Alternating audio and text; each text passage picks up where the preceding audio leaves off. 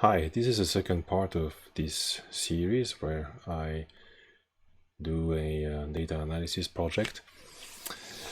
So if you remember, we're working with a set of energy consumption data from a series of households in Switzerland. And one of the things we need to do now is we are going to correlate this with the climate conditions during which the measurements were taken.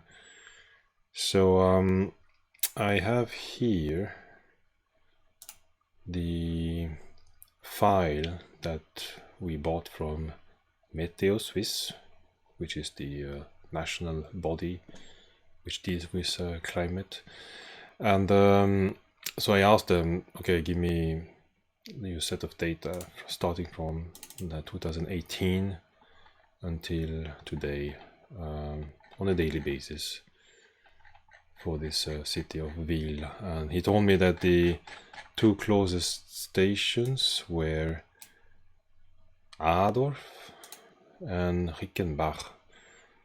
So the codes are 82 and 10,120. So when I look at this file, okay, it looks like there's a bunch of metadata until line 13, and then the data itself. And it looks okay. Yeah, this seems to be pretty clean after that. Oh, I see that there are some codes here. This looks like a code for missing data. We're gonna have to deal with that. Okay. Yeah, he did mention that one of the two stations had more missing data, and so we're gonna end up using just Adorf. Okay.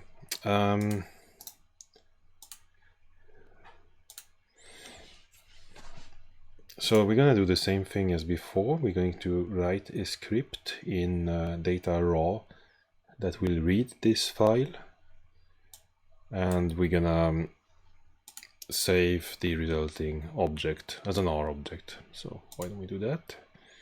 New file, R script.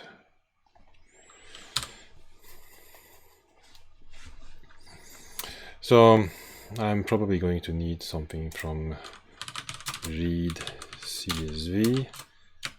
Just gonna check the arguments. It's from the reader package. That's the one we want. I don't really know what's the difference between the two here, to be honest. So comma separated value. This is not, yeah, this is just a white space separated file. I mean, these are not even tabs, looks like. So I think actually we could probably use just read delim. I don't suppose there's any way I can put this elsewhere. No, okay. So we're gonna call this climate read. Okay, read delim. And I probably need to tell him to use the one from dplyr. Read the lim. Okay, the file, well, that's data raw Wil. That's how they sent it to us. It's frequently a good thing just to run it, just to see what happens, you know. Could not find read the lim. Okay. Oh, it's not dplyr, it's readr. The argument delim is missing. Okay, so delim, is there a way to give it, to tell it that it's just white space? They don't say really. Read CSV.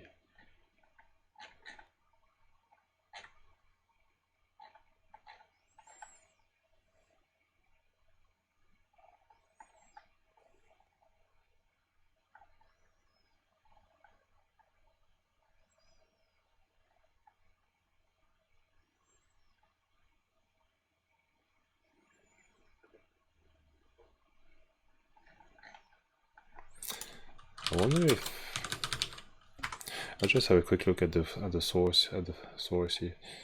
Delim must be at least one character. Read table for white space delimited input. Huh. And what does read table do? Each column is separate one or more columns of space. Okay, well that's maybe what we need then.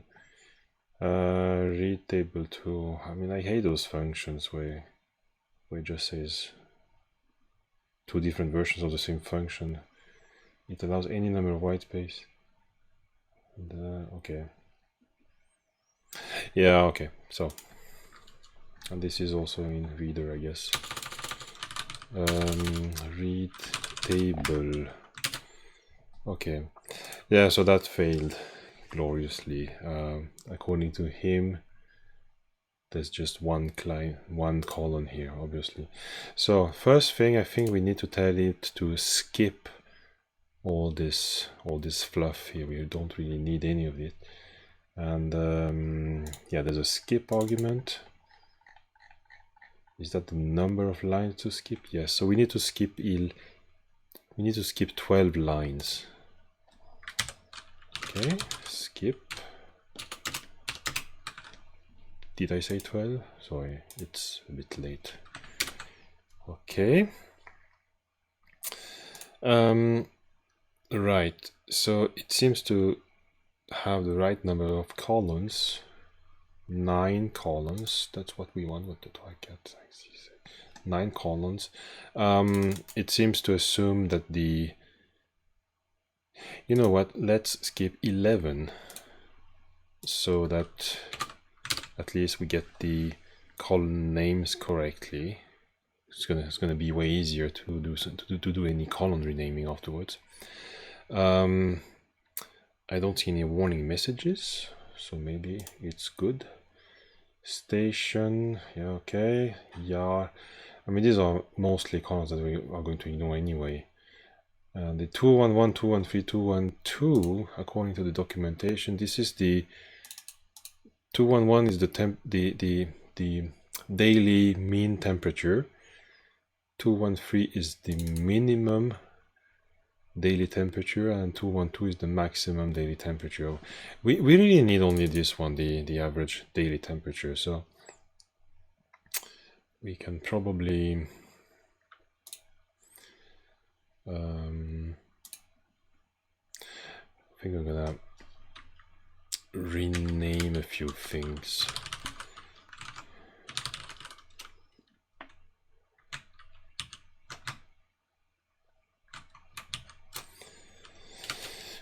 So I am going to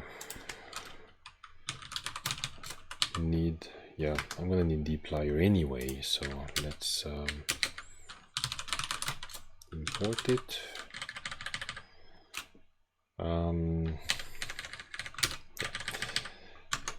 So transmute is the one which discards all the other columns, I think, right? Transmute adds and drops existing ones. Yes, that's the one we want.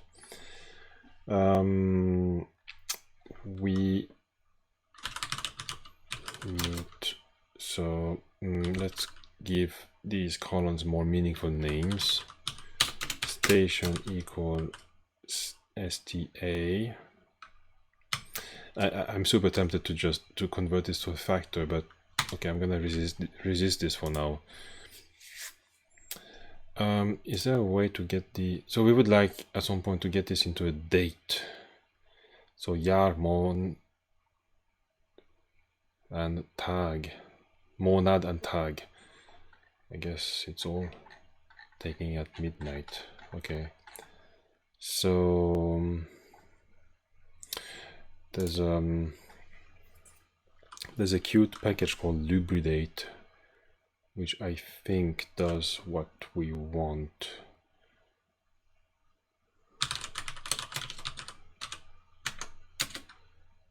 And it has those nice functions like YMD,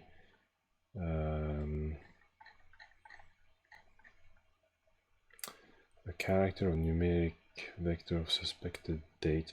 I mean, I think it's pretty powerful, generally speaking. Like, I mean, you can probably just paste those things together and it will do the right thing. So why don't we try that? Loop create date, and so date equals ymd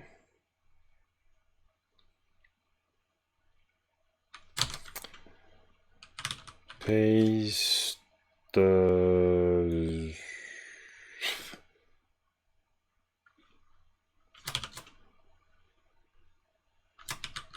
yar no tag, and okay, let's go ahead and include a nice separator.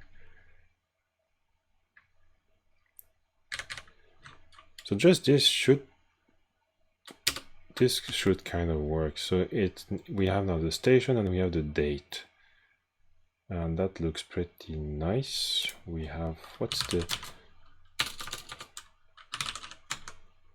the range of the date here? Yes, so it ranges from the 1st of January 2018 until the 17th of May, which is when I ordered the file. So this looks good. Okay, and then, well, that's really all we need now. We need this, we need the 211, and this we need to use backticks.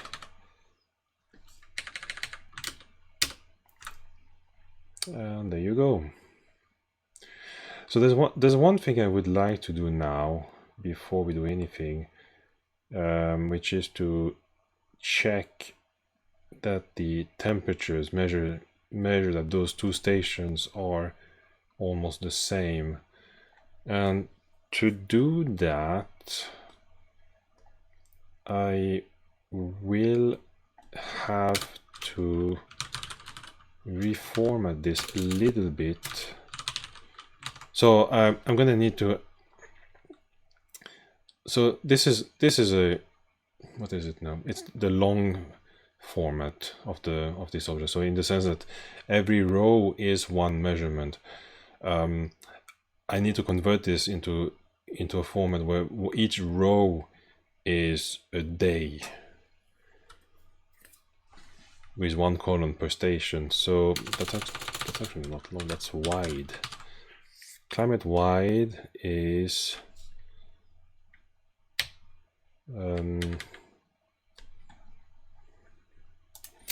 think it's, I always get these wrong, okay, so bear with me. This is, what the heck, no, melt is in, there's this function called melt, and I think it's in reshape, well, reshape 2, I guess. So if I look at the documentation for melt, you take the data frame. We need the data frame version, ID vars. So ID vars are the ID variables and measure vars. Okay, so if I understand this correctly, climate ID vars is, can I just give the unquoted?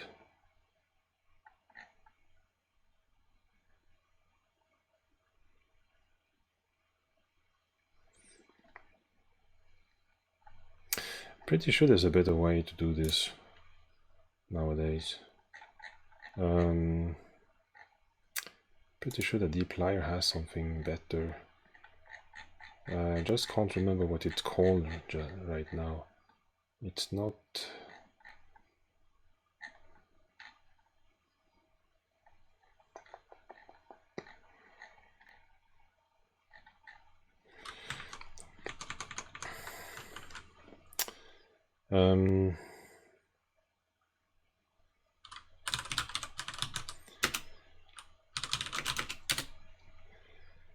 Pivot.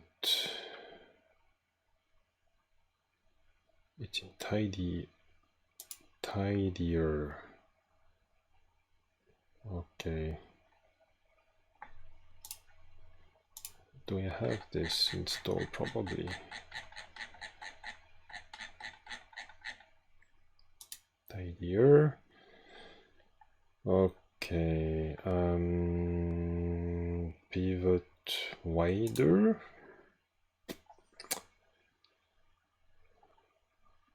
ID calls. ID calls are the set of columns that uniquely identify each observation. Okay, and I guess I can give the unquoted names, right?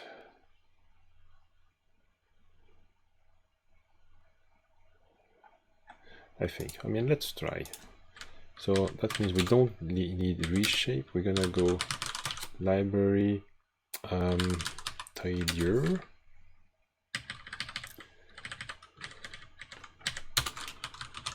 Pivot wider.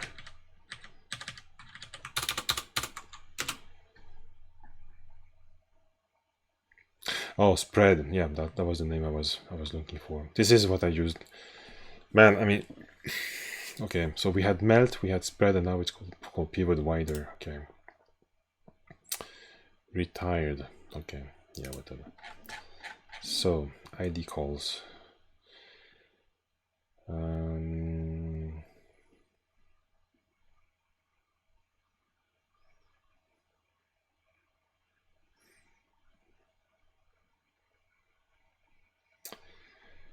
Which column to get the cell values? I guess we can. I guess we don't need to specify ID calls. We just need names from. So the names is the station, and values from is the temp. Climate Y 1233. This is good. This is half 2466. Observations of 3 variables. This is correct. So I expect the date and the 2 stations. Right. Oh, we haven't dealt with well, that's funny. I'm a bit puzzled that we have this 2007. I would expect 332,000 something. That's interesting. Let's have a look at the raw file here.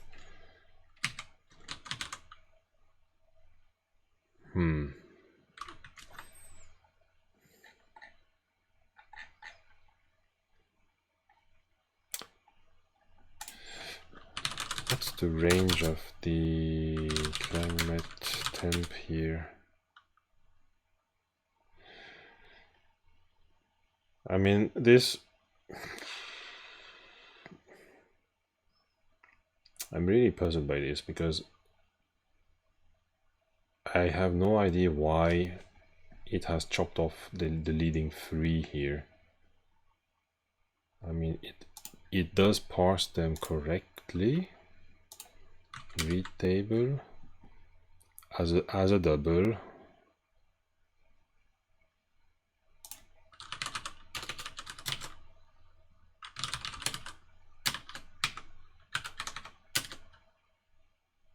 Not even that. Okay, I'm gonna park this for now. I think this could, I mean, this could be, could this be a bug? I don't know. Or maybe he, yeah, maybe, I'm wondering if he uses the first few, I don't know, 100 lines to figure out what's the width of each field, and then he decides to, you know what I mean?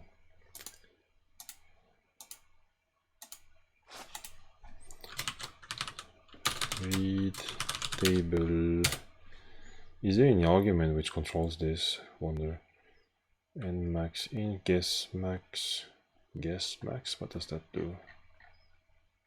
Maximum for guessing column types. No, that's not it. Progress.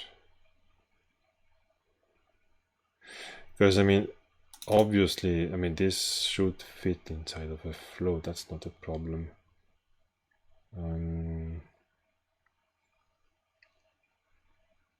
I mean, let's see if this guess max has anything to do with this. Guess max 2000. It still parses it as a double, and the range, now the range is correct. So it's definitely doing something weird. Colon times NA.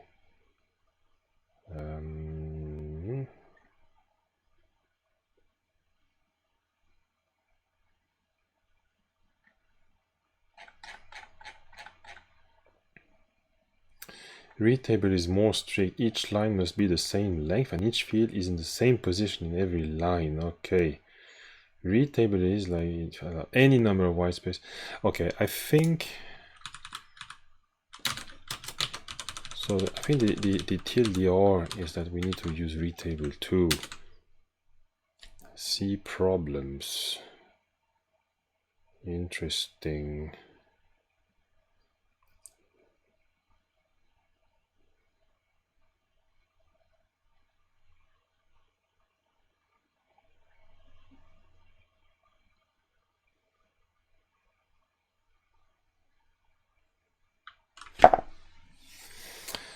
Row 1, 2, 3, 4, 5.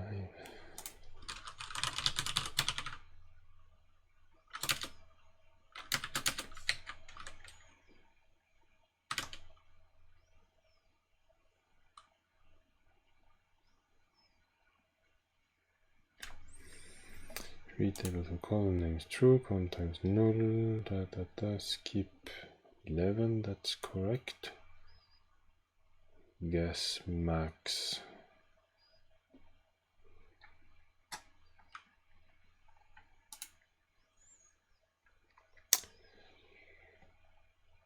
So obviously he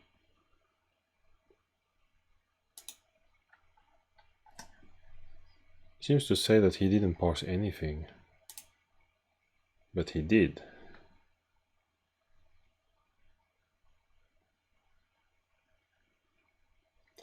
These are the problems, column.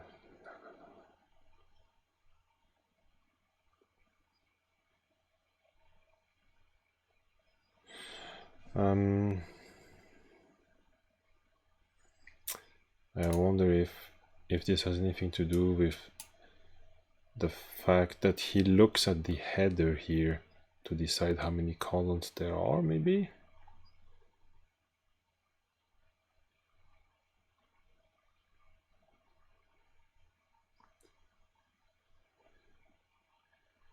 Expected. Expected 9 columns, actual 10 columns. That's interesting. And you don't say where this happens. According to what he's saying, that this happens on every line.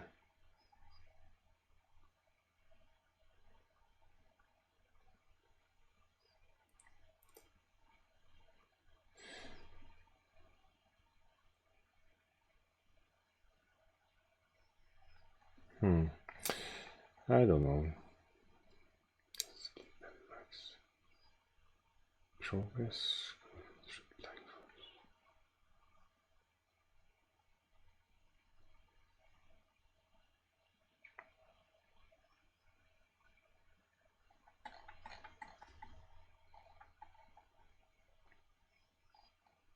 It looks like he was expecting 9 columns, but found 10. Can that be so? Can that have something to do with this tailing space here?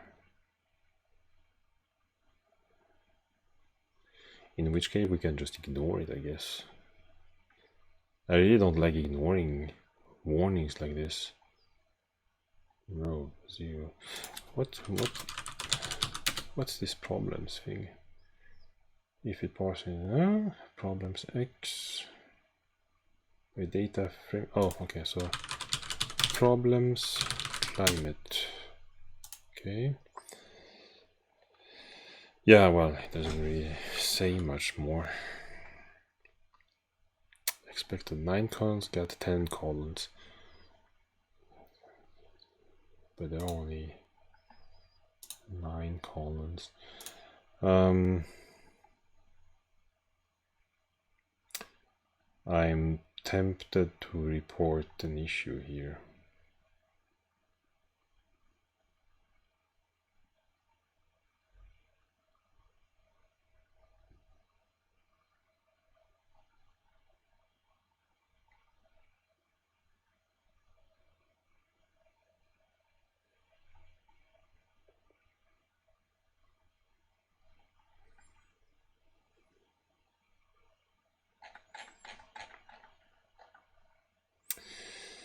Anyway, it allows any number of white space.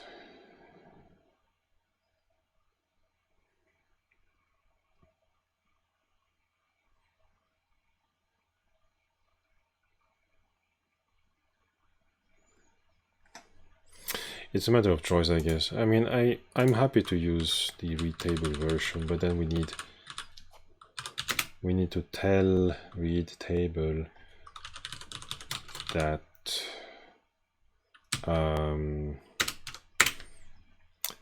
that we need to look really ahead in the file.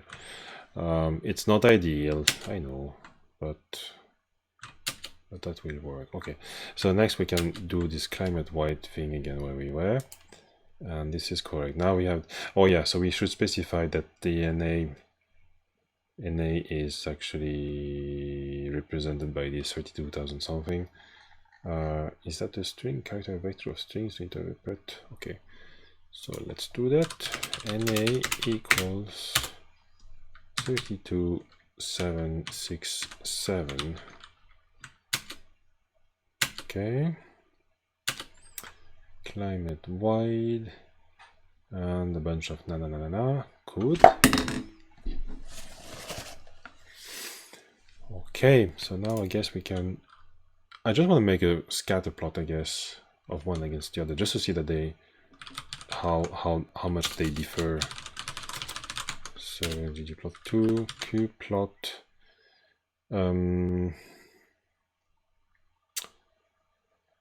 Oh. Okay, while we are at it, let's also give some meaningful names to the stations here. So I seem to remember that tidyr has some nice some kind of switch statement called case when, which is probably what we want. Yeah, this could be useful. So how do I use this?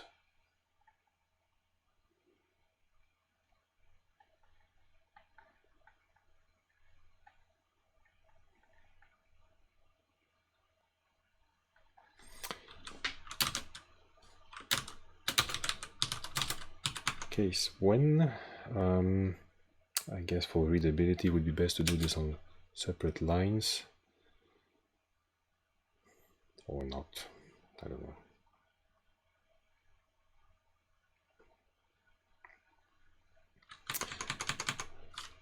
So sta equals 82. So 82, this is when we have Adolf. Right, and the sta,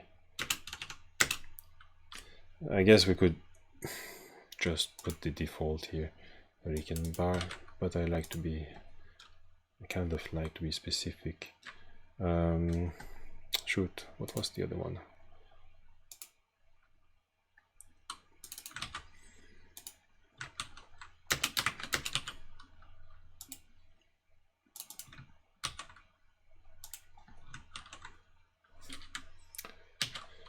And I guess it doesn't hurt to have some default value here. Okay, so I run this, this doesn't work. What was that? Must be a character vector, not a logical vector.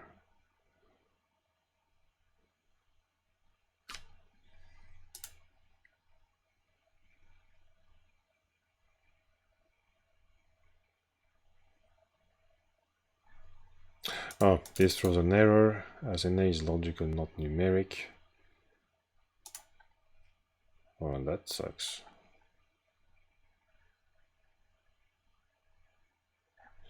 Okay. Is there such a thing as an NA character? Yes, okay. Sorry. So let's try again now. Yes, good. So now climate wide should be much nicer. Adolf and Rickenbach, good. So we can go X and Y, Adolf and Rickenbach.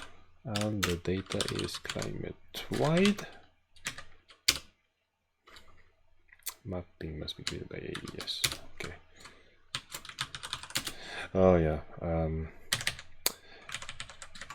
You always need to be explicit that the data is climate wide like this. Right. Okay. Now this is what I expected. So it's pretty much the same. So I mean, this tells me that it doesn't really matter if I use Adolf or Rickenbach going forward. So I'm gonna be using probably the one with the most values. But it's okay. I mean, I guess we can keep both for now. So I'm just gonna call this use data function so that we keep the climate guy in the data in the package. Saving climate to data climate data, and you know what I'm gonna do now, this line here, I'm gonna take it out of this script, but I think I'm gonna keep it in the vignette here, just for reference. I don't really know where I'm going to put it going forward, but so I think I can just go like, yeah, Cupid. I keep it here, and I'm gonna just clean and rebuild the package and knit the vignette again.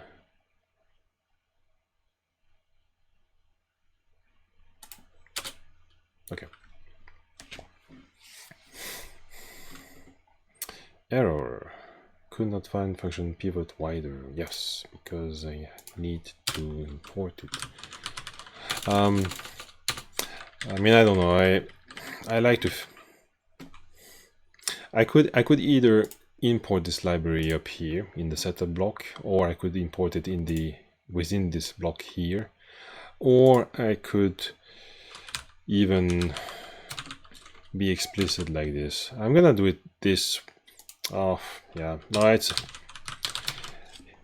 so in a program I would probably use this version here, but in this in a report like this, I think I'm gonna be biased towards readability and do something like this. I think that's the way to go.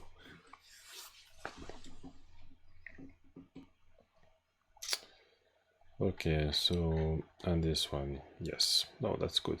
All right. So, summing up, we have the climate data now. It's stored in the data folder, and yep, that's it for. I'm gonna call it an evening now. So the next time we're gonna be looking at we're gonna start doing some modeling. Oh, sorry, I just need to save this script as well, and that should go in data raw, and I'm gonna call it the same name as the the data frame that we created. So just climate.r is fine. Okay, so thanks for watching. If you watched until this point, I'll see you next time.